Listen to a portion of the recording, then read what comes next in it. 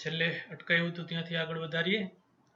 સ્વાધ્યાયના દાખલા 11 થી આપણે અત્યારે આગળ વધવું છે.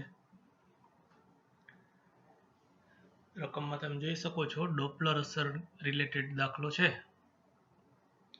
એક તારામાં હાઇડ્રોજન દ્વારા ઉત્સર્જિત 6563 એંગસ્ટ્રોમની H આલ્ફા રેખા 15 એંગસ્ટ્રોમ જેટલી રેડ શિફ્ટ થયેલી જણાય છે.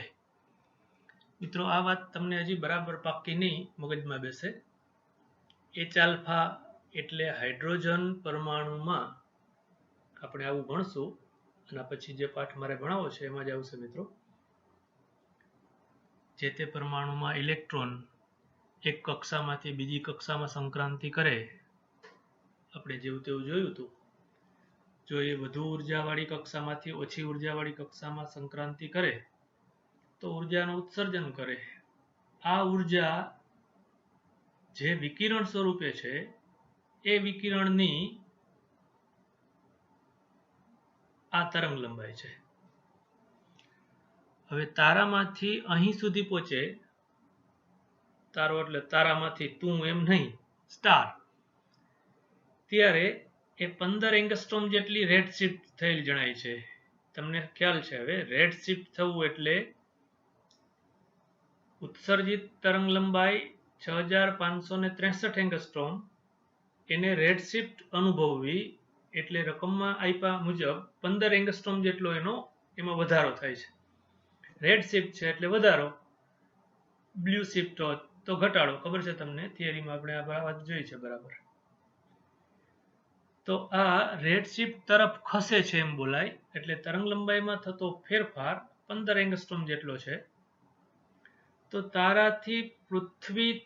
તારાની પૃથ્વીથી દૂર જવાની ઝડપનો અંદાજ શોધો. મિત્રો વાત તમને ખબર છે કે તારો આપણાથી દૂર જતો હોય કે આપણા તરફ આવતો હોય તો તારામાંથી ઉત્સર્જિત થતી તરંગ લંબાઈ કરતા અહીં હું કે તમે અવલોકનકાર છીએ તો એના દ્વારા અનુભવાતી આવૃત્તિ અથવા અનુભવાતી તરંગ લંબાઈ માં વધારો કે ઘટાડો થાય છે. આને જ ડોપલર અસર કહેતા હતા. તો અત્યારે તમને આપણે ડેટામાં લેમ્બડા આપી દીધું છે, ડેલ્ટા લેમ્બડા આપી દીધું છે. ડોપલર અસરનું સૂત્ર હતું તરંગ લંબાઈમાં થતો ફેરફાર, આ સૂત્ર દ્વારા મળે છે. ડેલ્ટા લેમ્બડા છેદમાં lambda equal to minus VR by C. આપણે વેગ શોધવાનો છે. પૃથ્વીથી દૂર જવાની ઝડપ, વેગ. તો એને કરતા બનાવી દઈએ, કિંમત મૂકી દઈએ મિત્રો, જ્યાં સી પ્રકાશનો શૂન્યાવકાશ કે હવામાં ઝડપ 3 × 10⁸. મિત્રો આ સાદુરૂપ તમને આવડે છે. ઋણ નિશાની શું દર્શાવે છે એ પણ તમને ખબર છે. ઋણ ચિહ્ન દર્શાવે છે કે તારો પૃથ્વીથી દૂર જઈ રહ્યો હશે, દૂર જઈ રહ્યો છે, તેથી આપણા દ્વારા અનુભવાતી તરંગ લંબાઈમાં રેડ શિફ્ટ જોવા મળે છે. રેડી મિત્રો, એના પછીનો દાખલો જોઈએ, 12મો દાખલો. કણવાદ એ પ્રકાશના માધ્યમ, ધારો કે આપણે એક માધ્યમ હવા અને બીજા માધ્યમ તરીકે પાણી લઈએ. પાણીમાં ઝડપ શૂન્યાવકાશ કે હવામાં પ્રકાશની ઝડપ કરતાં વધારે હોવાનું અનુમાન કેવી રીતે કરે છે? મિત્રો આ વિધાન વાંચીને તમને હવે નવાઈ ન લાગવી જોઈએ, આપણે થિયરીમાં ભણી ગયા છીએ. સાચી વાત, અત્યારની સાચી વાત એ છે કે હવા કરતાં પાણીમાં પ્રકાશનો વેગ ઓછો છે. આપણે જે વિધાન વાંચ્યું એમાં કંઈક બીજું છે. જુઓ, પાણીમાં ઝડપ શૂન્યાવકાશમાં પ્રકાશની ઝડપ કરતાં વધારે હોવાનું અનુમાન કેવી રીતે કરે છે? પણ એની પહેલાની વાત વાંચો, કણવાદની વાત છે. એ કણવાદ ખોટો છે. કણવાદ ન્યૂટનભાઈ સમજાવતા હતા પણ એ ખોટું છે. એ આગળ જતા વિજ્ઞાનમાં ગોતી કાઢ્યું. એ વાત આપણે અત્યારે કણવાદના આધારે આ વાત સમજાવવી છે. ખોટું છે પણ કણવાદ કેવી રીતે એની સાબિતી આપતા હતા અથવા તો ખોટી સાબિતી આપતા હતા, ખોટી સમજ આપતા હતા, એ વાત આપણે અત્યારે સમજશું. આગળ તમને સાચી વાત એ કહે છે, શું પ્રાયોગિક રીતે પાણીમાં મપાયેલ પ્રકાશની ઝડપ આ અનુમાનની પુષ્ટિ કરે છે? એટલે કે આ અનુમાન સાથે બંધબેસતું છે. કયો અનુમાન? કે હવા કરતાં પાણીમાં પ્રકાશની ઝડપ વધુ છે, શું પ્રયોગ દ્વારા આ વાત જાણી શકાય છે? તો એની તો આપણે પહેલા જ ના પાડી દઈએ કે ના. આપણે ભણી ગયા છીએ મિત્રો કે હવા કરતા પાણીમાં પ્રકાશની ઝડપ ઓછી છે. એનું કારણ આપણે અત્યારે સમજાવશું. સહેલી વાત છે મિત્રો, સમજો તો. આકૃતિમાં નજર નાખો. ધારો કે આ પાણી, આ હવા અને આ XY, એને આપણે બોલીએ છીએ હવા પાણી આંતરપૃષ્ઠ. આ બિંદુ પાસે પ્રકાશનું કિરણ V1 જેટલા વેગથી આપાત થાય છે. પાતળામાંથી ઘટ માધ્યમમાં ગયું, લંબ તરફ વાંકું વળ્યું. આ બધી તમને પાકી ખબર છે. આ દાખલામાં નવી વાત આ મિત્રો કે જ્યારે કણવાદ એમ કહે છે કે જ્યારે ઘટ માધ્યમ અને પાતળા માધ્યમને છૂટી પાડતી સપાટી, આપણી આકૃતિમાં XY, એના પર પ્રકાશના સૂક્ષ્મ કણો અથડાય. દેખાય નહીં મને તમને અહીં, પણ પ્રકાશના સૂક્ષ્મ કણો, એને આપણે ફોટોન કહેશું, એ અથડાય ત્યારે પ્રકાશના કણો, આ ફોટોન, સપાટીને લંબ આકર્ષણ બળ અનુભવે છે. સમજજો મિત્રો. ધારો કે હું તમારી સામે પોઇન્ટર રાખું છું એ બિંદુએથી, જો આ પ્રકાશ અથવા પ્રકાશનો કણ સીધે સીધો આમ આવતો હોય તો અહીં પાણીના અણુઓ સાથે અથડાય ત્યારે પ્રકાશના કણો લંબ આકર્ષણ બળ અનુભવે છે. એટલે તમને આવી વાત સમજાવી જોઈએ કે જો આ ફોટોન, આ પ્રકાશનું કણ આમ જ જતું હોય તો અહીં પહોંચે ત્યારે આકર્ષણ બળ અનુભવવાના કારણે એના વેગમાં વધારો થવો જોઈએ. ન મજા આવી. અહીં આવી જાઓ. ધારો કે આ વેગ V1 આમ છે, લંબ નથી, આમ છે. એના બે ઘટકો આકૃતિમાં બતાવ્યા છે. અહીંથી આમ ઘટક લઉં તો એ V1 sin I, અહીં બતાવો તોય ભલે અને અહીં બતાવો તોય ભલે. એવી રીતે એનો આ ઘટક લઉં તો એ ઘટક થશે આ V1 નો આ ઘટક V1 cos I. એવી જ રીતે આ V2 ના બંને ઘટકો લખીએ, V2 sin R અને V2 cos R. અત્યારે આપણે એમ કહીએ છીએ મિત્રો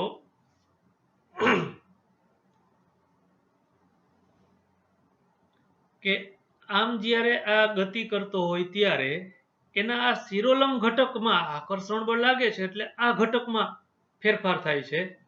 જ્યારે એના ઉપર આમ બળ નથી લાગતું, એટલે આ ઘટક સમક્ષિતિજ પાણીની સપાટીને સમાંતર દિશાના વેગના ઘટક અચળ રહેશે. આખા દાખલાનું હાર્દ આ છે મિત્રો, આપણે જે સમજાવવું છે એમાં. ફરીથી આ V1 નો આ દિશાનો ઘટક એટલે V1 sin I. જોજો મિત્રો, V1 આ દિશામાં છે એટલે એનો ઘટક આ દિશામાં અહીં બતાવ્યો છે, ધન X દિશામાં કેવું હોય તો. એવી રીતે આ V2 નો આ દિશાનો ઘટક આ દિશામાં V2 sin R વડે દર્શાવ્યો છે. જો માત્ર એના શિરોલંબ ઘટકમાં જ ફેરફાર થતો હોય, એટલે કે V1 cos I અને V2 cos R માં જ ફેરફાર થતો હોય, તો એના પાણીની સપાટીને સમાંતર ઘટક સરખા અચળ રહેવો જોઈએ. આપણે એમ કીધું કે જ્યારે આ આપાત થાય ત્યારે એના પર પાણીના અણુઓ આકર્ષણ બળ લગાડે, બળ લાગે એટલે એના વેગમાં ફેરફાર થાય. તો એ ફેરફાર માત્ર આ આપણી આકૃતિમાં શિરોલંબ દિશામાં થાય છે. એનો અર્થ એમ કે સમક્ષિતિજ વેગના ઘટકો અચળ રહેવા જોઈએ. ટૂંકમાં V1 sin I અને V2 sin R સમાન થવા જોઈએ. અહીં લખ્યું છે તમારી સામે. પછી ચારા કરીએ. sin I છેદમાં sin R બરાબર V2 છેદમાં V1. તો આપણે ખબર છે કે V2 છેદમાં V1 અથવા સ્નેલના નિયમથી તમે કહી શકો કે આ ગુણોત્તર તો N21 અથવા તો મ્યુ છે. તો આપણે એમ કીધું હવા કરતા પાણીનો વક્રી ભવનાંક 1 કરતા વધુ છે, એટલે આ ગુણોત્તરમાં આ મ્યુ ગ્રેટર ધેન 1, તો V2 છેદમાં V1 greater than 1. therefore V2 greater than V1. જોજો કંઈક નવીન સાબિત કર્યું. V2 એટલે પાણીમાં વેગ, V1 એટલે હવામાં વેગ. તો પાણીમાં પ્રકાશનો વેગ હવામાં વેગ છે એના કરતા વધુ છે એવું આપણે સાબિત કર્યું. રકમમાં જે વાત છે એ બરાબર સમજી લ્યો. કણવાદના આધારે આ વાત સાબિત કરી. ખરેખર પ્રાયોગિક દ્રષ્ટિએ એ ખોટું છે મિત્રો. એટલે હવે તમને આખી વાત સમજાવી જોઈએ કે કણવાદ આ બાબતમાં ગપ્પા મારે છે. કઈ બાબતમાં? તો કે પ્રકાશનો વેગ હવામાં વધુ હોય કે પાણીમાં વધુ હોય. કણવાદ એમ કે છે પાણીમાં વધુ હોય. આપણે એવું સાબિત કરી દીધું, પણ એ વાત ખોટી છે. પ્રાયોગિક રીતે એ વાત ખોટી છે. પ્રાયોગિક રીતે આપણે હાઇગેન્સના સિદ્ધાંતની મદદથી હાઇગેન્સના તરંગવાદ વડે સાબિત કરી દઈએ આનાથી ઊંધું V2 less than V1. એના પછી એટલે 13મા દાખલામાં જઈએ મિત્રો. જોઈને બી જાતા નહીં, સહેલો દાખલો છે. આપણે હાઇગેન્સની મદદથી હાઇગેન્સના સિદ્ધાંતની મદદથી પરાવર્તન અને વક્રીભવન બંને ભણ્યા છે મિત્રો. યાદ છે ને? થિયરીમાં આપણે સમતલ અરીસા પર એક સમતલ તરંગગ્રહ લાગુ પડતા હતા. એના દરેક બિંદુમાંથી ઉત્સર્જાતા તરંગો અરીસા પરથી પરાવર્તન પામીને વક્રીભવન સમજતા હતા. તો બે માધ્યમની જુદી પાડતી સપાટી પાસેથી વક્રીભવન પામીને એ વાતનો ઉપયોગ કરીને અત્યારે આપણે આ દાખલો સાબિત કરવાના છે. રકમ એકવાર વાંચી લઈએ. તમે પુસ્તકમાં ભણી ગયા કે કેવી રીતે હાઇગેન્સનો સિદ્ધાંત પરાવર્તન અને વક્રીભવનના નિયમો તરફ દોરી જાય છે. આનો અર્થ એમ આપણે ભણ્યા મિત્રો. તમને યાદ છે પરાવર્તન સમજાવવામાં I બરાબર E આપાત કોણ, E કયો કે R કયો, ટૂંકમાં આપાત કોણ અને પરાવર્તન કોણ સમાન મૂલ્યના હોય છે એવું સાબિત કર્યું હતું. એવી રીતે વક્રીભવન સમજાવવા માટે સ્નેલનો નિયમ સાબિત કર્યો હતો હાઇગેન્સના સિદ્ધાંતની મદદથી. આગળ રકમમાં આ જ સિદ્ધાંતનો ઉપયોગ કરી એક સમતલ અરીસાની સામે રાખેલ બિંદુવત પદાર્થના આભાસી પ્રતિબિંબનું અરીસાથી વસ્તુ અંતર જેટલું જ હોય છે તેમ સાબિત કરો. મિત્રો મને તમને ખબર તો છે જ કે સમતલ અરીસાની મોટવણી 1 છે. સમતલ અરીસામાં આભાસી પ્રતિબિંબ મળે છે. સમતલ અરીસામાં વસ્તુ અંતર અને પ્રતિબિંબ અંતર એક સરખું હોય છે. અરીસાની સામે આપણે જેટલા અંતરે ઊભા રહી અરીસાની અંદર એટલા જ અંતરે પ્રતિબિંબ મળે છે. આ વાત આપણે અત્યારે હાઇગેન્સના સિદ્ધાંતની મદદથી સાબિત કરવું છે. સહેલું છે મિત્રો. ગણિતનો થોડો ઉપયોગ કરીને સાબિત કરશું. બરાબર ધ્યાન આપજો. આ XY સમતલ અરીસો છે. આ O વસ્તુ છે, ઓબ્જેક્ટ. આપણે અત્યારે સમજાવવાના છે કે એનું પ્રતિબિંબ I અહીં રચાય છે. I ફોર ઇમેજ પ્રતિબિંબ અહીં રચાય છે. જોજો મિત્રો, આ બિંદુવત વસ્તુ O ગણું તો એમાંથી ઉત્સર્જાતા હાઇગેન્સના સિદ્ધાંત પ્રમાણે ગૌણ તરંગો ગતિ કરતા જોજો હું તમને T1, T2, T3 ત્રણ સમયની વાત કરવાનો છું. ધારો કે T1 બરાબર 0 સમયે અહીંથી ગોળાકાર ગૌણ તરંગોનું ઉત્સર્જન શરૂઆત થઈ. T2 સમયે આ રેડ કલર બતાવ્યો છે એ O ને કેન્દ્રમાં રાખીને OR અથવા OP અથવા OQ ત્રિજ્યાનું એક વર્તુળ દોરીએ. એ વર્તુળ ગૌણ તરંગ છે. એ ગૌણ તરંગનો તરંગગ્રહ અત્યારે RPQ તમને બતાવેલ છે. એને હું મજા આવે એટલે T2 સમય કહું છું. મિત્રો આ તરંગગ્રહ પરના દરેક કોણ સ્વયં સ્વતંત્ર ગૌણ ઉદ્ગમ તરીકે વર્તી પોતાનામાંથી ગોળાકાર ગૌણ તરંગોનું ઉત્સર્જન ચાલુ જ છે. જોજો આ OR અથવા આ OA આ જે ગોળાકાર ગૌણ તરંગ ગ્રહ છે એને લંબ છે. બે એકબીજાને લંબ છે એમ બોલાય કે આ જો આ QPR આવું એક વર્તુળ લઉં, ગોળાકાર ગૌણ તરંગ લઉં તો આ એને લંબ છે. એને આપણે કિરણ કહેતા હતા. કિરણ છે એ તરંગગ્રહને લંબ હોય એવી વાત. એવી જ રીતે અહીં બોલું તો OQ પણ આ તરંગગ્રહને લંબ છે અથવા તરંગગ્રહ OQ ને લંબ છે. હા મિત્રો, તો T1 બરાબર 0 સમયે O બિંદુ પાસેથી શરૂઆત થઈ. T2 બરાબર T2 સમયે તરંગગ્રહ RPQ સ્વરૂપે છે. હવે શું થશે મિત્રો? ત્યાં આપણે થિયરીમાં ભણ્યા ત્યારે આવી વાત હતી કે એક છેડો અરીસા પર હતો, એ સીધે સીધું પરાવર્તન થશે. એવી રીતે આપણે આ દાખલામાં આ પી બિંદુ પાસેથી હવે પરાવર્તન થઈને તરંગગ્ર આમ પાછું વળશે. તમને ખબર છે આમ આમ આમ, અને આર માંથી ઉત્સર્જિત થતું તરંગગ્ર હજી આમ જતું હશે આમ આર થી એ તરફ. એવી જ રીતે ક્યુ માંથી ઉત્સર્જિત તરંગગ્ર હજી આગળ જતું હશે આર થી સી તરફ. T3 સમયે ધારો કે અહીં પહોંચ્યું મિત્રો. T3 સમયે આ તરંગગ્ર આગળ વધતા વધતા વધતા આ પાસે આ એ બિંદુ પાસે પહોંચ્યું છે. એ જ રીતે આ તરફ સી બિંદુ પાસે પહોંચ્યું છે. અને જોજો આખી વાત 0 સમયે O થી T1 સમયે P થી પરાવર્તન પામીને T3 સમયે B' પાસે.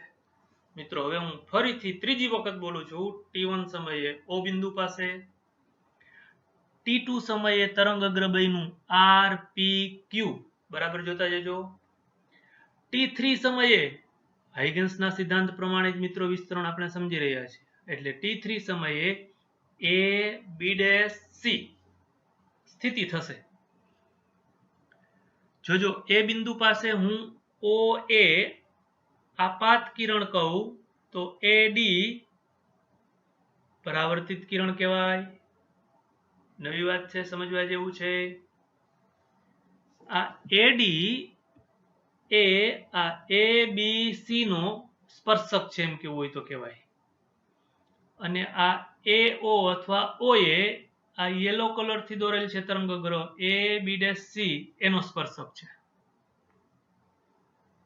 એટલે અહીં તમને જે બતાવ્યા છે એ બંને ખૂણા આ થીટા છે તો આ થીટા જ થશે. એવી જ રીતે મિત્રો આ અત્યારે હું બતાવું છું NAO અને હજી આગળ O થી P અથવા તો B તરફ તો આ થીટા એટલે એનો અભિકોણ થીટા થશે. એવી જ રીતે મિત્રો તમને અહીં NAD થીટા છે તો એવી જ રીતે આ ખૂણો પછી એને AIB કયો તો ભલે PIA કયો તો ભલે આ થીટા છે એટલે આ થીટા થશે. મિત્રો મારી સાથે બરાબર ચાલજો અને તમે આમાં લખેલ છે એમાં જોશો તોય સમજાઈ જશે સીધું જ.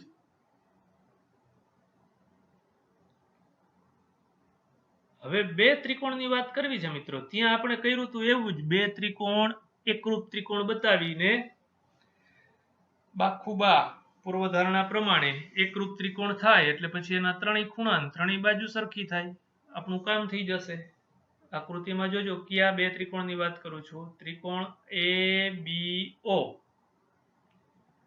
પછી એને તમે નામ કદાચ ABO ના બદલે O, ખોટું મિત્રો, ABO નહીં ચાલે. ત્રિકોણ APO, P બિંદુ પાસે કાટકોણ છે, જુઓ કાટકોણ રચાય છે. ત્રિકોણ APO અથવા OPA. એ જ રીતે ત્રિકોણ API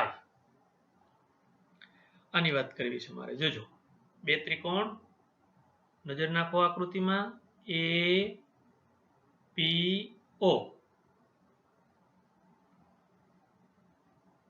અને બીજો ત્રિકોણ API. જોજો ગણિત પ્રમાણે તમે આમ લખ્યું હોત AOP તો બીજો લખત AIP. તમારી સામે મેં બંને ત્રિકોણ અહીં લખ્યા છે AIP અને AOP. આ બે ત્રિકોણમાં આપણે અત્યારે એક બાજુ એક કાટખૂણો અને બીજો એક ખૂણો સમાન બતાવવા છે. આકૃતિમાં બતાવી દીધા છે મિત્રો. જુઓ આ થીટા છે અને આ થીટા છે એક, અહીં આ કાટખૂણો છે, અહીં આ કાટખૂણો છે બે, અને ત્રીજું બંનેમાં AP છે એ સામાન્ય બાજુ છે. આમ આ ખૂણો આ કાટખૂણો અને આ સમાન બાજુ એટલે બંને ત્રિકોણો સમરૂપ એકરૂપ થશે. અને તો હું એના ત્રણેય ખૂણા સરખાવી શકું, ત્રણેય બાજુ સરખાવી શકું. તો મારે અહીં સરખાવી છે PO બરાબર PI. PO વસ્તુ અંતર છે, PI પ્રતિબિંબ અંતર છે. આમ PO બરાબર PI આપણે સાબિત કરવાનું હતું એ સાબિત થઈ જાય કે જેટલું વસ્તુ અંતર છે આકૃતિમાં PO એટલું જ પ્રતિબિંબ અંતર મળે છે આકૃતિમાં PI. આ આખી વાતને મિત્રો આપણે એમ કહેવાય કે હાઇગન્સના સિદ્ધાંતની મદદથી આપણે સમજાવ્યું કે સમતલ અરીસાથી વસ્તુ અંતર અને પ્રતિબિંબ અંતર એક સરખું મળે છે. એના પછી એટલે 14મા દાખલામાં જઈએ.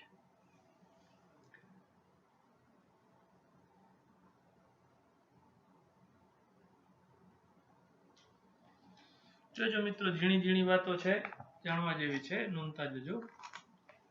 પેલા રકમ સમજી લઈએ બરાબર.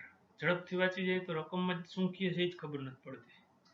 આપણે પ્રકાશ તરંગના પ્રસરણની ઝડપને શક્યતઃ અસર કરતા હોય તેવા કેટલાક મુદ્દાઓની સૂચિ બનાવીએ.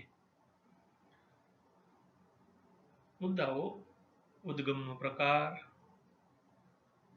તરંગ પ્રસરણની દિશા, તરંગનું ઉદ્ગમ કરે છે, તરંગનું ઉત્સર્જન કરે છે ઉદ્ગમની અથવા તો એને નોંધે છે અવલોકનકારની ગતિ, તરંગ લંબાઈ, તરંગની તીવ્રતા. આ 5 મુદ્દાઓ લખ્યા મિત્રો આપણે. પ્રશ્ન એવો બને છે કે આ 5 મુદ્દાઓમાંથી શૂન્યાવકાશમાં પ્રકાશની ઝડપ અને શૂન્યાવકાશ સિવાયનું કોઈક માધ્યમ, આપણે ધારો કે કાચ કે પાણીની વાત કરીએ તો એ કાચ કે પાણીમાં પ્રકાશની ઝડપ, આ બંને એ અને બી તમારી સામે લખેલ છે, એ અને બી, એને ઉપરના 5 મુદ્દાઓ કઈ રીતે અસર કરતા છે એ વાત કરવી છે. પહેલા એ લઈ લઈએ. પ્રશ્ન એ એટલે તમારો આવો બને છે મિત્રો: શૂન્યાવકાશમાં પ્રકાશની ઝડપ, આ ઝડપ પર, તમને યાદ છે આપણે નોંધ્યું છે શૂન્યાવકાશમાં પ્રકાશની ઝડપ c બરાબર 3 × 10⁸ મીટર પ્રતિ સેકન્ડ. હવે પ્રશ્ન એવો બને છે કે આ c ઉપર આ 5 જુદા જુદા તમને મુદ્દાઓ આપ્યા છે: ઉદ્ગમનો પ્રકાર, પ્રસરણની દિશા, ઉદ્ગમની અથવા તો અવલોકનકારની ગતિ, તરંગ લંબાઈ, તરંગની તીવ્રતા. આ મુદ્દાઓ કેટલા અસર કરતા છે? મિત્રો આપણે શરૂઆતમાં જેમ બોલ્યા કે શૂન્યાવકાશમાં પ્રકાશની ઝડપ c બરાબર 3 × 10⁸ મીટર પ્રતિ સેકન્ડ બરાબર અચળ. તો એના પર આ 5 મુદ્દા પૈકી એકય મુદ્દો અસર કરતા નથી, એકય પરિબળ અસર કરતા નથી. અચળાંક છે મિત્રો, આપણે એને સાર્વત્રિક અચળાંક તરીકે નોંધ્યું છે. એટલે તમારી સામે લખી દીધું છે શૂન્યાવકાશમાં પ્રકાશની ઝડપ એક સાર્વત્રિક અચળાંક છે. અહીં આપેલા બધા જ પરિબળો અને અન્ય કોઈ બાબત પર આધારિત નથી. શું એમ જ કહી દીધું કે આ 5 મુદ્દા તો ખરા, એના સિવાયનો કોઈ મુદ્દો હોય તો એના પર આધારિત નથી, એનાથી સ્વતંત્ર છે.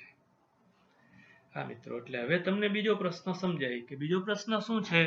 તો કે શૂન્યાવકાશમાં પ્રકાશની ઝડપ તો ઉપરના પરિબળો પર આધારિત નથી.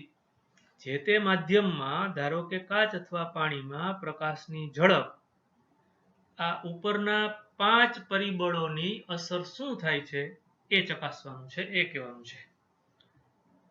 તમારી સામે જવાબમાં જોતા જજો મિત્રો, આપણે એક પછી એક લેતા જઈએ.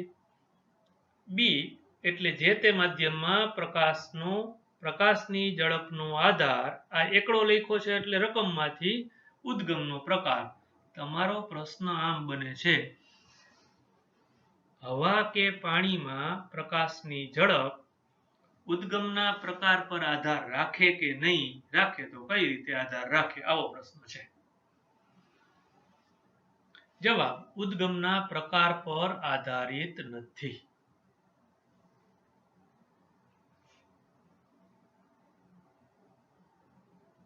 સમજીએ. પાણીમાં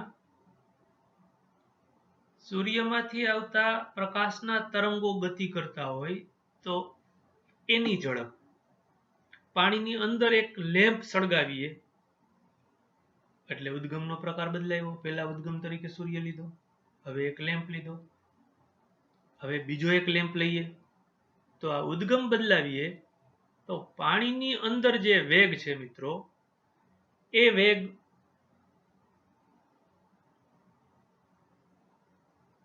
પાણી એટલે માધ્યમના વક્રી ભવનાંક પર આધારિત હશે ભાઈ. ઉદ્ગમના પ્રકાર પર આધારિત નથી. એટલું પાકું છે કે ઉદ્ગમ પ્રકાશના તરંગો ઉત્સર્જિત કરે છે. જો પ્રકાશના તરંગો ઉત્સર્જિત થતા હોય તો એ ઉદ્ગમ ગમે તે હોય, સૂર્ય હોય તોય ભલે, લેમ્પ હોય તોય ભલે, એ પ્રકાશના ઉદ્ગમ પર આધારિત નથી.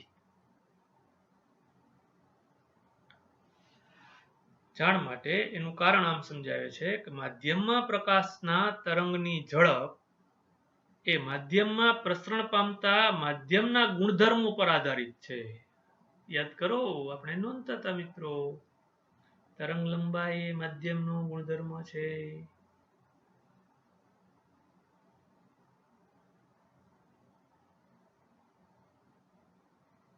બીજો પ્રશ્ન એમાં બી માં બીજું, બી એટલે માધ્યમમાં પ્રકાશની ઝડપનો આધાર બગડું એટલે પ્રસરણ દિશા પર રહેલો છે.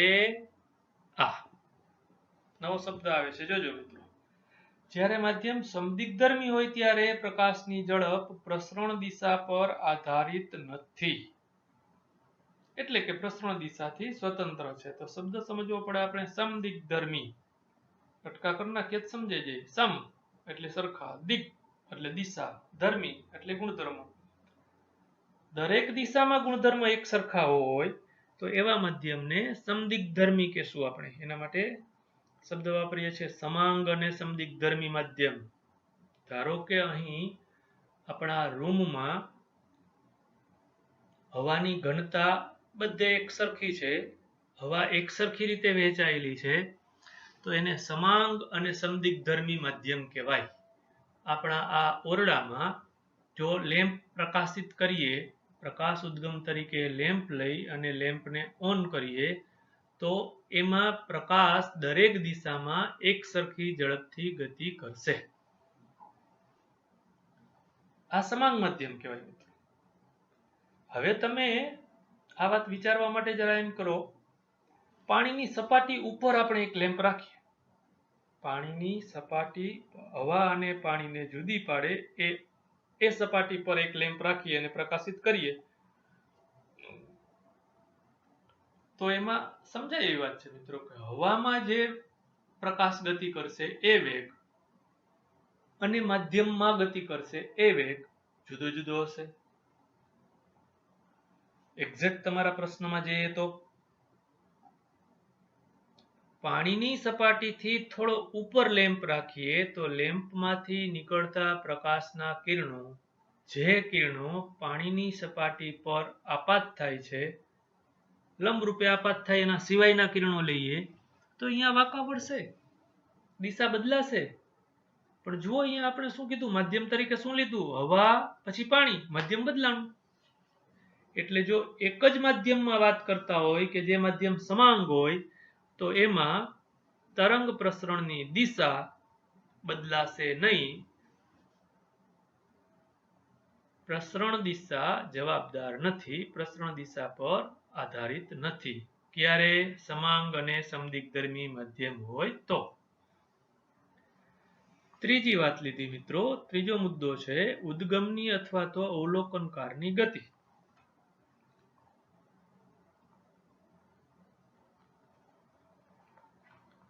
માધ્યમમાં પ્રકાશની ઝડપ માધ્યમની સાપેક્ષે ઉદ્ગમની ગતિ પર આધારિત નથી. બરાબર જોજો મિત્રો, એનાથી ઊંધું.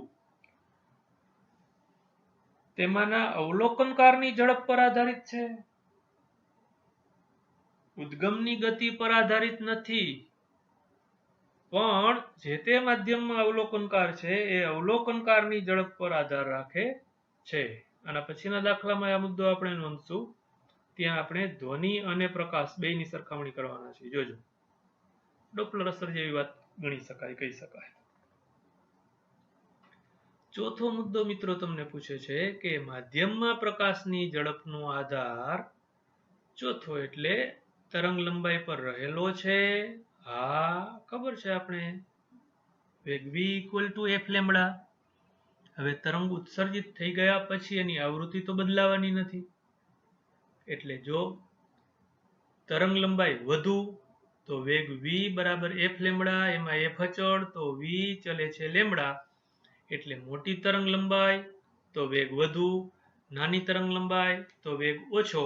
આમ તરંગ લંબાઈ પર જે તે માધ્યમમાં પ્રકાશની ઝડપ આધાર રાખે છે. અને છેલ્લે મુદ્દો તમને કહે છે મિત્રો કે જે તે માધ્યમમાં પ્રકાશની ઝડપ, છેલ્લો મુદ્દો એટલે તરંગની તીવ્રતા ઉપર આધાર રાખે છે. ના મિત્રો, આપણે એમ કહેશું શૂન્યાવકાશમાં પ્રકાશની ઝડપ પ્રકાશની તીવ્રતાથી સ્વતંત્ર છે. મિત્રો ખાલી જાણ માટે નોંધી શકાય, ખૂબ જ મોટી તીવ્રતા હોય તો એના પર અસર કરે છે.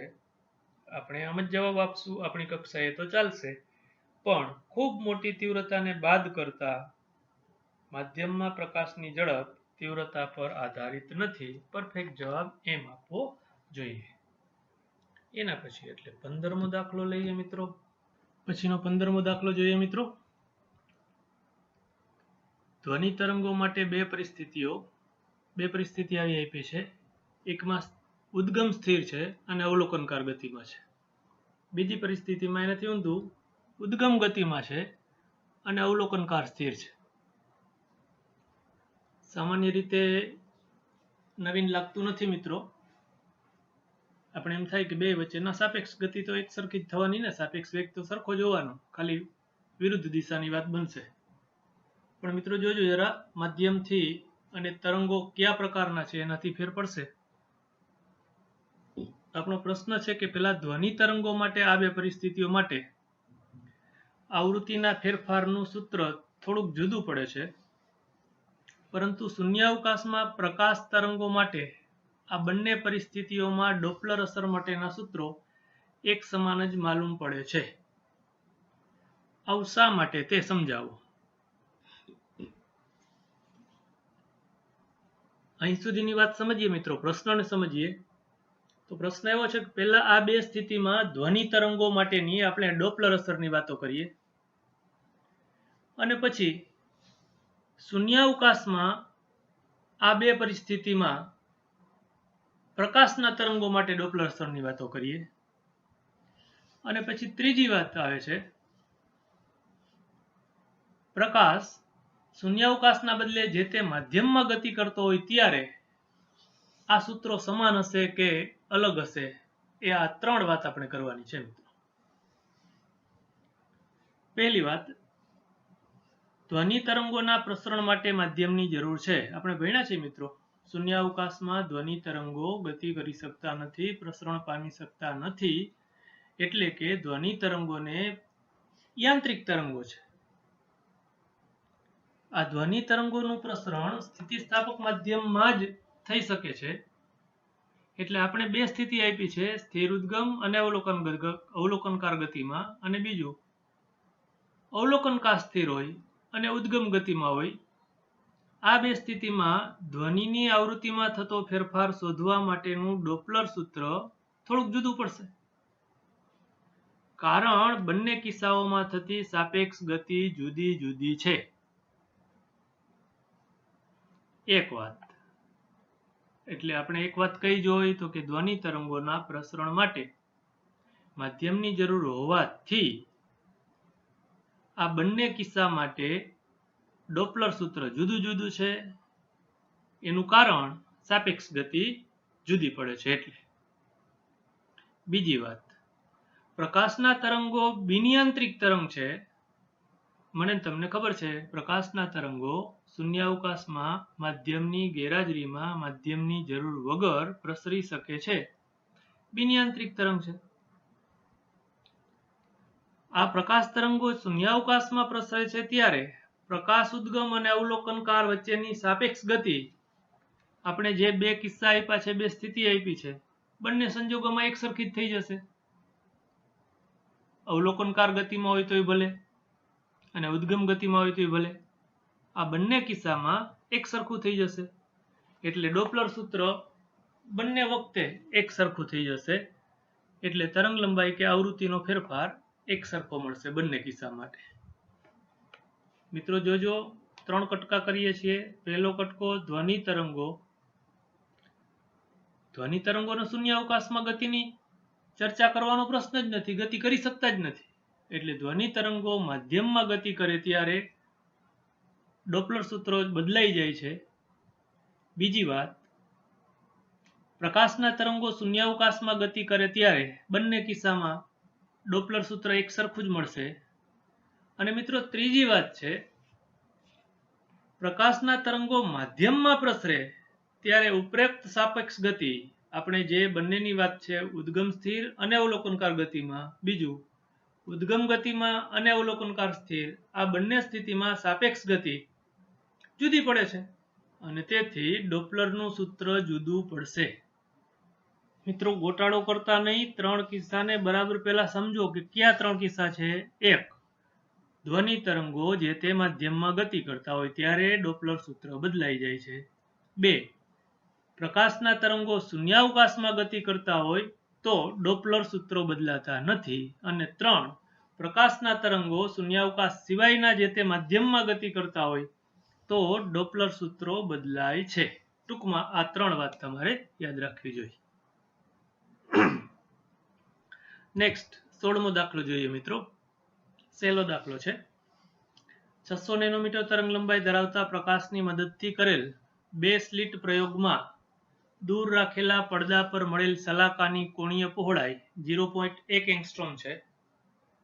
2 સ્લિટ વચ્ચેનું અંતર કેટલું હશે? 2 સ્લિટનો પ્રયોગ મિત્રો એટલે આપણે વ્યતિકરણની વાતો લેશું. સ્લિટથી કેપિટલ ડી અંતરે રાખેલા પડદા પર આપણે સ્લિટની પહોળાઈ બીટા વડે દર્શાવતા હતા. એનું સૂત્ર મેળવ્યું હતું. સ્લિટની સલાકા બીટા પહોળાઈની સલાકા એની પહોળાઈ અથવા તો 2 ક્રમિક સલાકા વચ્ચેનું અંતર લેમ્બડા ડી બાય ડી અને થીટા બરાબર lambda D by D into D. મિત્રો યાદ કરો, આપણે મેળવ્યું હતું થીટા બરાબર લેમ્બડા છેદમાં એ, સીધું જ તમે મૂકી દેશો તો ચાલશે. આપણે રકમમાં થીટા આપી દઈએ છે કોણીય પહોળાઈ 0.1 અંશ, એને રેડિયનમાં લઈ ગયા π/180 વડે ગુણીને. એ જ રીતે લેમ્બડા નેનોમીટરમાં હતા, મીટરમાં કન્વર્ટ કર્યા, કિંમત મૂકી અને માગ્યું છે સ્લિટની પહોળાઈ. આપણે વ્યતિકરણમાં સ્મોલ એ અને વિવર્તનમાં સ્મોલ ડી વડે સ્લિટની પહોળાઈને સ્મોલ એ વડે દર્શાવતા હતા. 2 સ્લિટ વચ્ચેનું અંતર સ્મોલ ડી વડે દર્શાવતા હતા. સંજ્ઞા સાથે લેવા દેવા નથી, પણ 2 સ્લિટ વચ્ચેનું અંતર મેં અત્યારે અહીં ડી વડે દર્શાવ્યું છે. એ મળશે D equal to lambda by theta. જવાબ મળે છે 3.34 ગુણ્યા 10⁻⁴ મીટર. એટલે માત્ર જવાબ સાથે લેવા દેવા હોય, એમસીક્યુ ટાઈપ ક્વેશ્ચન હોય મિત્રો, તો સીધું જ આ સૂત્ર તમે લઈ શકો. અને જો 3 માર્કમાં દાખલો પૂછતા હોય તો પછી આપણે આ સૂત્ર ક્યાંથી લાવ્યા એ પણ બતાવી દેવાય. એના પછી 17મો દાખલો જોઈએ મિત્રો.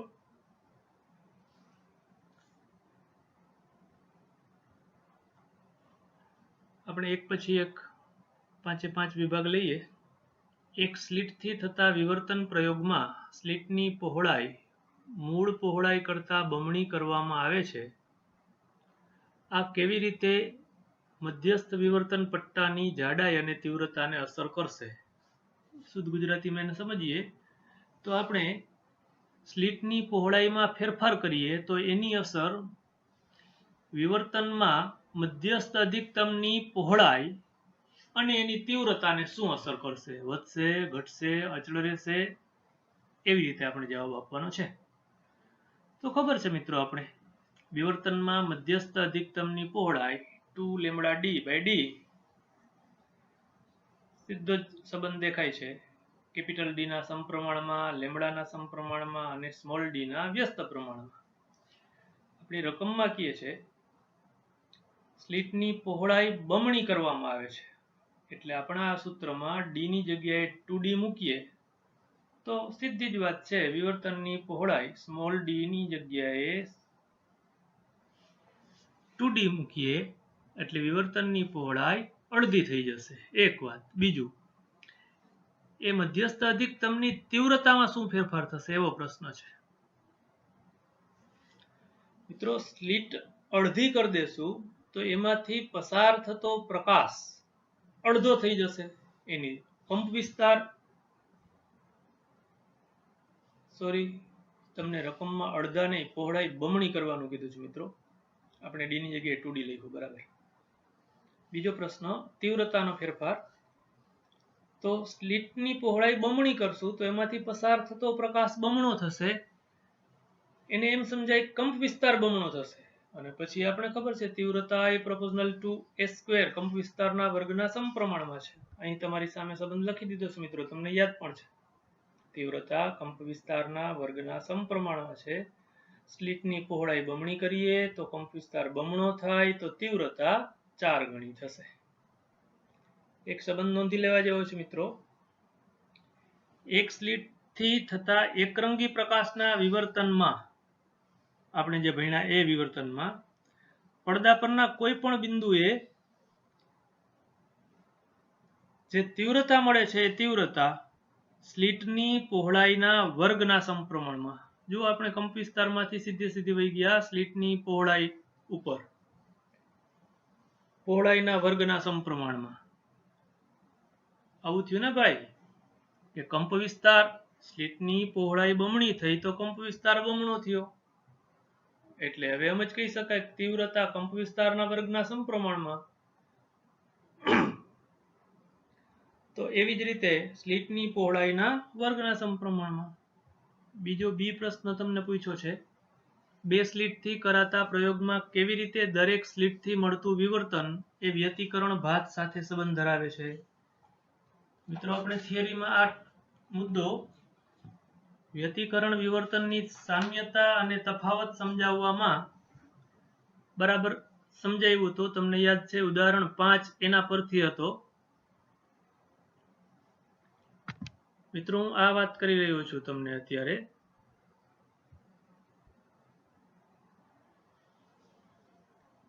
આમાં વ્યતિકરણ વિવર્તન બંને સલાકાઓ બતાવવાનો પ્રયત્ન કર્યો છે. આ એન્વોલોપ કવર છે એ વિવર્તન સલાકા મધ્યસ્થ અધિકતમ છે, એની અંદર આ વ્યતિકરણ સલાકાઓ દર્શાવેલી છે મિત્રો. ત્યારે આ શબ્દોમાં નોંધો તો આપણો પ્રશ્નનો જવાબ આ રીતે જ આપી શકશું. બે સ્લિટના પ્રયોગમાં આપણે નોંધવું જોઈએ કે પડદા પરની ભાત શું છે, તો કે પડદા પરની ભાત દરેક સ્લિટ અથવા છિદ્રને કારણે મળતા એક સ્લિટ વિવર્તનના સંપાતીકરણના કારણે અને બે સ્લિટથી મળતા વ્યતિકરણના કારણે છે. આ રીતે પડદા પર જે ભાત મળે છે એ ભાતને આપણે આ આકૃતિ વડે સમજાવી શકીએ. બે સ્લિટથી મળતી વ્યતિકરણ ભાત હકીકતમાં તો મિત્રો આ તમારી સામે લખેલું છે એને આ રીતે પણ બોલી શકાય, બંને સ્લિટના સ્વતંત્રપણે મળતી વિવર્તન ભાતનું સંપાતીકરણ છે. આ હકીકત આ તમારી સામે આકૃતિ છે એમાં દર્શાવી છે. આપણે જે મધ્યસ્થ અધિકતમનું આ મુખ્ય એન્વોલોપ કવર બતાવું છું એ વિવર્તન ભાતના મધ્યસ્થ અધિકતમની પહોળાઈમાં કેટલી વ્યતિકરણ સલાકાઓ મળે એનો આધાર યાદ છે તમને D/A અહીં લખી રાખ્યું છે. આ ગુણોત્તર પર રહેલો છે. આ સ્મોલ ડી છે એ સ્લિટની પહોળાઈ છે, સોરી એ છે એ સ્લિટની પહોળાઈ છે અને ડી એ બે ઉદ્ગમો અથવા તો બે સ્લિટ વચ્ચેનું અંતર છે. એના પછીનું આપણે ફરીથી આપણા દાખલામાં જઈએ.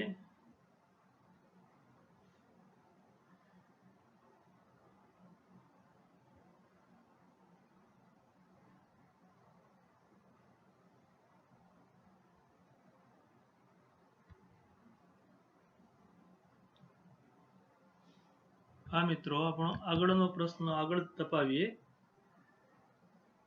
એટલે કે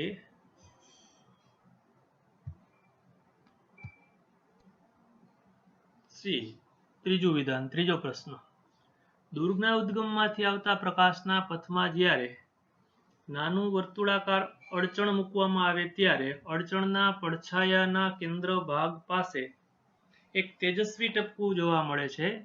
સમજાવો શા માટે. મિત્રો આ વાત નામ સમજો, દૂરથી આવતા સમાંતર કિરણોની વચ્ચે આપણે એક લેન્સ મૂક્યો હોય, લેન્સ એટલે તમને ખબર છે ગોળ. તો આ લેન્સ અડચણની જેમ વર્તશે. આ લેન્સની ધાર પાસેથી એના પર આપાત થયેલા પ્રકાશના કિરણો વાંકા વળીને કોઈ એક બિંદુ પાસે કેન્દ્રિત થાય છે, આ જે બિંદુ પાસે કેન્દ્રિત થાય છે તે બિંદુ પાસે સહાયક વ્યતિકરણ રચે છે. સહાયક વ્યતિકરણ રચે છે એટલે ત્યાં મધ્યસ્થ પ્રકાશિત શલાકા સહાયક વ્યતિકરણ જોઈ શકાશે અને તેથી એ બિંદુ પ્રકાશિત દેખાય છે. ખરેખર લેન્સનો પડછાયો છે, પણ એની ધારના દરેક બિંદુ પાસેથી વિવર્તન થવાના કારણે જ્યાં કેન્દ્રિત થાય છે ત્યાં એ પડછાયાનું કેન્દ્ર પ્રકાશિત દેખાય છે. એના પછીનો પ્રશ્ન આ પણ આપણે થિયરીમાં લઈ લીધો તો મિત્રો, 10 મીટર લાંબા રૂમમાં, અહીં લાંબાને બદલે ખરેખર ઊંચાની લખવાની જરૂર છે. બે વિદ્યાર્થીઓ 7 મીટરના વિભાગ પાડતી દિવાલથી અલગ કરેલા છે. જો પ્રકાશ અને ધ્વનિ એ બંને તરંગો અડચણની ધારથી વાંકા વળી શકતા હોય તો શા માટે વિદ્યાર્થીઓ એકબીજાની સાથે વાતચીત કરી શકે છે પરંતુ એકબીજાને જોઈ શકતા નથી? યાદ આવ્યું મિત્રો? આપણે સમજાતા પ્રકાશ અને ધ્વનિ માટે વિવર્તનની શરૂઆત જ અહીંથી કરી હતી. વિવર્તનની માત્રાનો આધાર લેમ્બડા/d ગુણોત્તર પર રહેલો છે. જે તરંગો માટે લેમ્બડા/d ગુણોત્તર મોટો એનું વિવર્તન વધુ, જે તરંગો માટે લેમ્બડા/d ગુણોત્તર નાનો એનું વિવર્તન ઓછું. યાદ છે ને તમને? પ્રકાશ માટે આપણે દ્રશ્ય પ્રકાશ વિભાગ લઈને 6000 એંગસ્ટ્રોમ તરંગ લંબાઈ લઈને મેળવ્યું હતું. અહીં તમે યોગ્ય રીતે કોઈ પણ ઉદાહરણ લઈ શકો. ધારો કે અહીં દ્રશ્ય પ્રકાશની 5000 એંગસ્ટ્રોમ અથવા તો 5 × 10⁻⁷ મીટર જેટલી તરંગ લંબાઈ ધ્યાનમાં લીધી છે. બે દિવાલો વચ્ચેની પહોળાઈ, આવું કંઈક સમજો મિત્રો. એક લાંબા રૂમમાં બે પાર્ટ પાડ્યા, એ મૂળ દિવાલો 10 મીટર, છતની ઊંચાઈ 10 મીટર છે. ત્યાં વચ્ચે આપણે જે દિવાલ બનાવી એ 7 મીટર ઊંચાઈ કરીએ છીએ, એટલે વચ્ચેની દિવાલ અને છત વચ્ચેનો જે ભાગ બન્યો એ સ્લિટની પહોળાઈ થશે 3 મીટર. તમને મેં ઉદાહરણ આપ્યું હતું, આપણે સ્લિટ તરીકે બારણું લીધું હતું. બારણાની પાછળ ઊભેલી વ્યક્તિનો અવાજ સાંભળી શકાય છે, જોઈ શકાતા નથી. આપણે આ જ લેમ્બડા/d ગુણોત્તરથી જ સમજાવ્યું હતું મિત્રો. અહીં એ જ વાત સમજાવી છે કે સાંભળી શકાય છે અર્થાત ધ્વનિ તરંગો વાંકા વળી શકે છે, એનું વિવર્તન વધુ થાય છે, એનો લેમ્બડા/d ગુણોત્તર મોટો છે. એની સાપેક્ષે પ્રકાશના તરંગો માટે લેમ્બડા/d ગુણોત્તર નાનો છે, એટલે જોઈ શકતા નથી અથવા તો દ્રશ્ય પ્રકાશના તરંગો વાંકા વળતા નથી. અને આ દાખલાનું છેલ્લું વિધાન સમજીએ. કિરણ પ્રકાશ વિજ્ઞાન એ પૂર્વધારણા પર આધારિત છે કે પ્રકાશ સુરેખામાં ગતિ કરે છે. વિવર્તન અસરો આ પૂર્વધારણાનું ખંડન કરે છે. તેમ છતાં કિરણ પ્રકાશશાસ્ત્ર પૂર્વધારણા સામાન્ય વપરાશના પ્રકાશીય ઉપકરણોમાં પ્રતિબિંબનું સ્થાન અને બીજા ગુણધર્મો સમજાવવા માટે વપરાય છે. આ વાત સમજાવો. કેવી રીતે સમજાવશો મિત્રો? આપણે ફ્રેનલ અંતર સમજ્યા ત્યારે આ વાત લીધી હતી, તમને યાદ હોય તો. પ્રકાશીય ઉપકરણોમાં વપરાતા દર્પણ મુખના પરિમાણ ઉપયોગમાં લેવાતા પ્રકાશની તરંગ લંબાઈની સરખામણીમાં ઘણા મોટા હોવાથી આપણે ઉપયોગ કરીએ છીએ તરંગ લંબાઈ એંગસ્ટ્રોમના માપમાં છે મિત્રો. જ્યારે લેન્સ મિલીમીટર અથવા સેન્ટીમીટરમાં, માઇક્રોસ્કોપ કે ટેલિસ્કોપના ઓબ્જેક્ટિવ મિલીમીટર અથવા સેન્ટીમીટરમાં વ્યાસ ધરાવે છે, એનું પરિમાણ થયું મિત્રો. આપણે મૂળ વાત સમજવી છે. લેમ્બડા/d ગુણોત્તર આગલા પ્રશ્નની જ વાત આવે છે. લેમ્બડાના પ્રમાણમાં d ઘણો મોટો છે. લેમ્બડા/d ગુણોત્તરમાં છેદ મોટો એટલે ગુણોત્તર ખૂબ નાનો. લેમ્બડા/d ગુણોત્તર નાનો તો વિવર્તન અવગણી શકાય એટલું ઓછું. એટલે આપણે એને કિરણ પ્રકાશશાસ્ત્રમાં જ સમાવી શકશું, કિરણ પ્રકાશશાસ્ત્રનો જ ઉપયોગ કરી શકશું. એના પછી એટલે 18મો દાખલો લઈએ મિત્રો. બે ટેકરીઓ પર રહેલા બે ટાવરો એકબીજાથી 40 કિલોમીટર દૂર છે. તેમને જોડતી રેખા બરાબર વચ્ચે આવેલી ટેકરીની 50 મીટર ઉપરથી પસાર થાય છે. અહીં જુઓ તો મિત્રો, આકૃતિમાં જુઓ એટલે આ વાત તરત સમજાઈ જશે. એક આ ટેકરી ઉપરનો ટાવર છે, બીજી સામેની ટેકરી પરનો ટાવર આ છે. એ બંને વચ્ચેનું અંતર અહીં જોઈ શકાય છે 40 કિલોમીટર છે. આ બંને ટાવરને જોડતી રેખા કહું તો બંને વચ્ચે આ એક એવી ટેકરી છે કે જે ટેકરીની ઊંચાઈ, ટેકરીની ટોચ અને આ રેખા વચ્ચેનું અંતર 50 મીટર છે. મિત્રો, આ 50 મીટરને આપણે સ્લીટની પહોળાઈ તરીકે લેશું. ફરીથી રકમ, બે ટેકરીઓ પર રહેલા બે ટાવરો એકબીજાથી 40 કિલોમીટર દૂર છે. તેમને જોડતી રેખા બરાબર વચ્ચે આવેલી ટેકરીની 50 મીટર ઉપરથી પસાર થાય છે. નોંધપાત્ર વિવર્તન અસરો સિવાય બે ટાવરો વચ્ચે મોકલી શકાય તેવા રેડિયો તરંગોની સૌથી વધુ તરંગ લંબાઈ કેટલી હશે? ફરીથી એની એ જ વાત આવે છે મિત્રો, λ/d વધુ તો વિવર્તન વધુ. આપણે અત્યારે અહીં વિવર્તન થવા દેવું નથી, વિવર્તન અસરો ટાળવી છે, તો λ/d ગુણોત્તર ઘટાડવો જોઈએ. એ વિવર્તન અસરો ઓછામાં ઓછી અથવા તો વિવર્તન અસરો નિવારી શકાય એના માટે આપણે તરંગ લંબાઈ વધુમાં વધુ કેટલી વાપરી શકીએ, કેટલી તરંગ લંબાઈના તરંગોનો ઉપયોગ કરી શકીએ, આવો પ્રશ્ન છે મિત્રો. આપણે મૂળ ફ્રેનલ ડિસ્ટન્સ, ફ્રેનલ અંતરથી જ, એના કન્સેપ્ટથી જ આ પ્રશ્નને સોલ્વ કરશું. તમને દેખાય છે મિત્રો, હું અહીંથી ઉદ્ગમ કહું અને અહીં રિસીવર કહું, અથવા અહીંથી ઉદ્ગમ કહું, અહીં રિસીવર કહું, તો આપણા ભાષામાં આમ થશે મિત્રો. જુઓ, ઉદ્ગમ, આ સ્લીટ અને આ પડદો, અથવા આ ઉદ્ગમ, આ સ્લીટ અને આ પડદો. ઉદ્ગમ અને પડદા વચ્ચેનું અંતર 40 કિલોમીટર છે. વચ્ચે જ આ ટેકરી દ્વારા આ સ્લીટ રચાય છે મિત્રો. તો ઉદ્ગમથી સ્લીટ સુધીનું અથવા તો સ્લીટથી પડદા સુધીનું અંતર 40/2 એટલે 20 કિલોમીટર થશે. અને આ જે 50 મીટર તમને માપ આપ્યો છે એ સ્લીટની પહોળાઈ થશે. હવે તમને બરાબર પાક્કી સમજાવવું જોઈએ કે વિવર્તન અસરો ન લાગુ પડે, અથવા આપણે એને એમ કહેતા હતા કિરણ પ્રકાશ શાસ્ત્ર ક્યાં સુધી લાગુ પાડી શકાય, તો કે ઉદ્ગમથી સ્લીટ સુધીનું અથવા સ્લીટથી પડદા સુધીનું. આપણા માટે બંને સરખા છે. તો આ સ્લીટથી પડદા સુધીનું અંતર, ધારો કે આને હું x કહું, તો આ અંતર x ફ્રેનલ અંતર કરતા નાનું હોવું જોઈએ. આ શરત યાદ કરાવું છું મિત્રો તમને. જો આવું થાય તો આપણે કિરણ પ્રકાશ શાસ્ત્રનો ઉપયોગ કરી શકીએ, તો વિવર્તન અસરો અવગણી શકાય એટલી ઓછી છે એમ કહેવાય. તો આજ આપણે આને જ આગળ વધારીએ. આ x એટલે આ 20 કિલોમીટર છે મિત્રો. ZF એટલે કે ફ્રેનલ ડિસ્ટન્સનું આપણા પાસે સૂત્ર છે h²/λ. એ એટલે સ્લીટની પહોળાઈ, λ એટલે ઉપયોગમાં લીધેલ તરંગ લંબાઈ. તો આપણે આના પરથી ગોતી કાઢ્યું મિત્રો કે λ છે એ 0.125 મીટર કે તેનાથી ઓછું હોવું જોઈએ.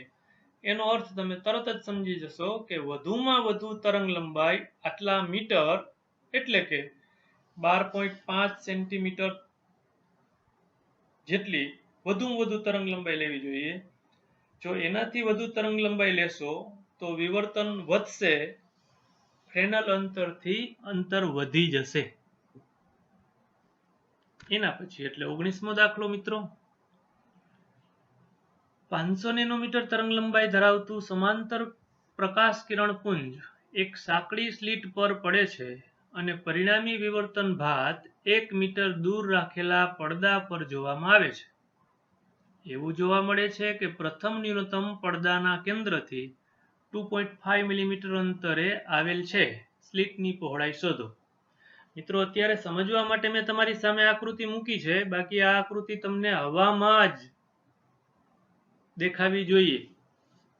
ખબર છે, આ સ્મોલ d સ્લિટની પહોળાઈ, કેપિટલ ડી સ્લિટથી પડદા સુધીનું અંતર. અહીંયા બે મેં લાલ લીટા કર્યા છે એની વચ્ચેનું અંતર, એને કહેતા હતા આપણે મધ્યસ્થ અધિકતમની પહોળાઈ. આ બાજુનું પ્રથમ ન્યૂનતમ અને આ બીજી બાજુના પ્રથમ ન્યૂનતમ વચ્ચેનું અંતર. આ θ1 થી બમણું લઈએ, ખબર છે તમને પાક્કું, આ એને 2θ1 કહું તો એને કહેશું મધ્યસ્થ અધિકતમની કોણીય પહોળાઈ. અને આ x1 ને શબ્દોમાં એમ કહેવાય કે પડદાના મધ્ય બિંદુથી પ્રથમ ન્યૂનતમ સુધીનું અંતર.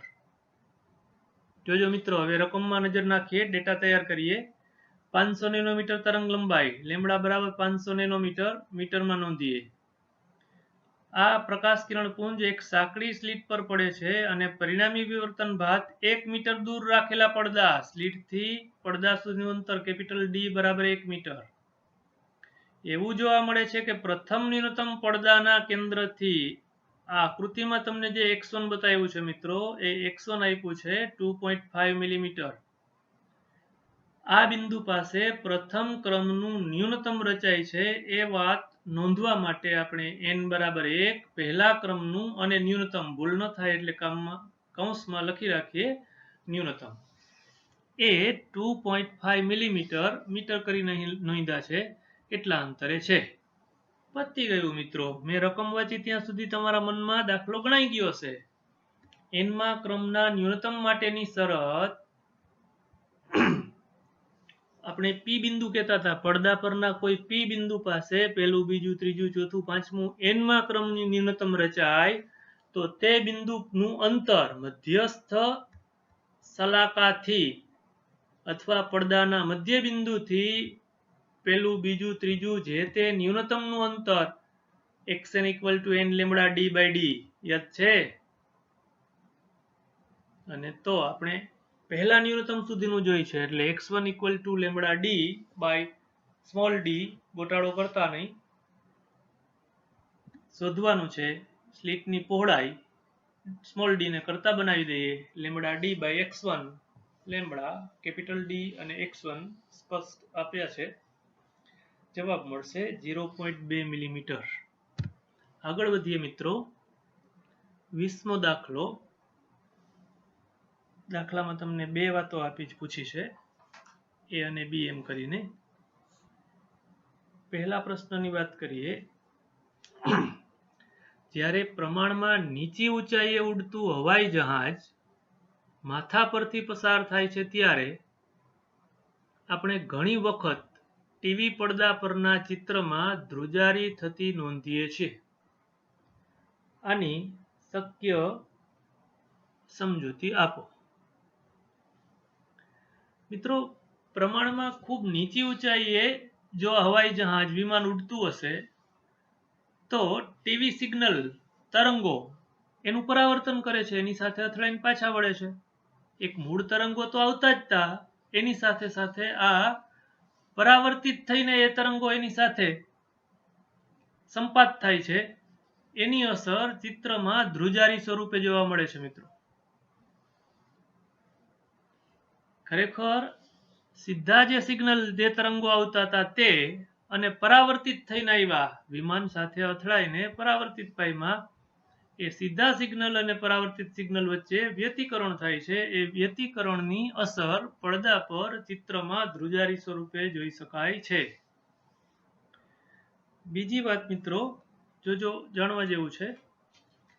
તમે પુસ્તકમાં શીખી ગયા છો તેમ તરંગના સ્થાનાંતર માટેના રેખીય સંપાતપણાનો સિદ્ધાંત એ વિવર્તન અને વ્યતિકરણ ભાતોના તીવ્રતા વિતરણ માટેનો આધાર છે. આપણે શરૂઆત જ કરી હતી મિત્રો, વ્યતિકરણ વિવર્તન સમજ્યા ત્યારે વ્યતિકરણની સમજ જ એમ આપી હતી કે કોઈ બિંદુ પાસે બે કે તેથી વધારે તરંગો આપાત થાય તો તે બિંદુ પાસે જોવા મળતી પરિણામી અસર, એને વ્યતિકરણ કહેવાય. તરત આગળ વાત વધ્યા હતા કે બે કે તેથી વધારે તરંગો આપાત થાય તો તે બિંદુ પાસે પરિણામી અસર આપાત થતા દરેક તરંગોના સ્થાનાંતરના સદિશ સરવાળા જેટલી હોય છે, આવી વાત લેતા હતા. આપણે એને રેખીય સંયોજન સ્વરૂપે એનો ઉકેલ બનશે એમ કહેતા હતા. બે તરંગોના કારણે સ્થાનાંતર y1 અને y2 હોય તો આપણે એને સદિશ સરવાળો કહેતા હતા. સંપાતપણાનો નિયમ આ પ્રમાણે દર્શાવતા હતા. આ સંપાતપણાનો સિદ્ધાંત રેખીય પ્રકાશશાસ્ત્રમાં જ લાગુ પડે છે મિત્રો. જોજો, નવી વાત છે. આ સંપાતપણાનો સિદ્ધાંત માત્ર રેખીય પ્રકાશશાસ્ત્ર એમાં જ લાગુ પાડી શકાય છે કે જેમાં સંપાત થતા તરંગોની તીવ્રતાઓ પ્રમાણમાં ઓછી હોય છે. ખૂબ ઊંચી તીવ્રતાવાળા પ્રકાશ માટે આ વાત લાગુ પાડી શકાતી નથી. સંપાતપણાના સિદ્ધાંતની આ મર્યાદા છે. અને છેલ્લો દાખલો મિત્રો, 21મો દાખલો. એક સ્લિટ વિવર્તન ભાત મેળવતી વખતે આપણે નોંધ્યું કે n લેમ્બડા એ ખૂણાઓ આગળ તીવ્રતા શૂન્ય થાય છે. યાદ આવ્યું ને મિત્રો? લેમ્બડા છેદમાં એ, 2 લેમ્બડા છેદમાં એ, 3 લેમ્બડા છેદમાં એ, આ બિંદુ પાસે આટલા ખૂણાઓ રચતા હોય એ બિંદુઓ પાસે તીવ્રતા શૂન્ય થાય છે. આ વાત સ્લિટને યોગ્ય ભાગમાં વહેંચીને તીવ્રતાની થતી આ નાબૂદી દ્વારા આનું વ્યાજબીપણું દર્શાવો. તીવ્રતા શૂન્ય થાય છે, વિનાશક વ્યતિકરણ રચાય છે. વિનાશક વ્યતિકરણ ને આપણે એના બદલે અહીં વિવર્તનની વાતો કરીએ છીએ, એટલે એમ કહીએ કે પહેલું, બીજું, ત્રીજું nમા ક્રમનું ન્યૂનતમ રચાય છે, તીવ્રતા શૂન્ય થાય છે. એ વાત આપણે સ્લિટના n ભાગ કરીને બતાવવાનું છે, સમજાવવાનું છે. આપણે આખી સ્લિટની પહોળાઈ સ્મોલ a લઈએ છીએ. તમને યાદ હોય તો આપણે વિવર્તન સમજ્યા ત્યારે એમ કહેતા હતા કે આ સ્લિટ પરના દરેક બિંદુ એટલા નાના નાના નાના નાના કટકા કરી નાખીએ કે દરેક એક બિંદુ એક કટકો બને અને દરેક કટકામાંથી સ્વતંત્ર ગૌણ ઉદ્ગમ તરીકે વર્તી પડદા પરના જે તે બિંદુ પાસે આ દરેક વિભાગમાંથી ઉત્સર્જાતા તરંગો આપાત થાય, વ્યતિકરણ રચે અને એની પરિણામી અસર જોઈએ. તો આ એ જેટલી પહોળાઈની, ધારો કે આપણે 1 2 3 4 5 n કટકા કરીએ તો એ દરેક કટકો, ખરેખર આપણે એને બિંદુવત કહેતા હતા, એ કટકાની પહોળાઈ થશે મૂળ પહોળાઈ a ની nમા ભાગની. જો આવા દરેક ભાગ વડે પડદા પરના થીટા વિવર્તન કોણે સ્લિટના સમતલને લંબ દિશા સાથે આ દરેક વિભાગમાંથી ઉત્સર્જાતા તરંગો થીટા વિવર્તન કોણે શૂન્ય તીવ્રતા મળતી હોય તો સ્વાભાવિક રીતે જ દરેક વડે શૂન્ય મળે છે તો દરેકનો સરવાળો શૂન્ય જ થશે. સ્વાભાવિક રીતે જ સમગ્ર સ્લિટ વડે તે બિંદુએ શૂન્ય તીવ્રતા જ મળશે. એટલે આપણું મૂળ સૂત્ર આપણે તાર્યું હતું, હમણાં દાખલામાં ઉપયોગ કર્યો, θ = લેમ્બડા છેદમાં a. અહીં દરેક નાની નાની નાની નાની સ્લિટને a' પહોળાઈ કીધી છે તો θ = લેમ્બડા છેદમાં a'. અહીં હમણાં જ કીધું આપણે કે a' = a/n, એટલે n લેમ્બડા બાય a. આ nમા ક્રમના ન્યૂનતમ માટેનો વિવર્તન કોણ દર્શાવે છે એ જ આપણે અહીં દર્શાવવાનું છે.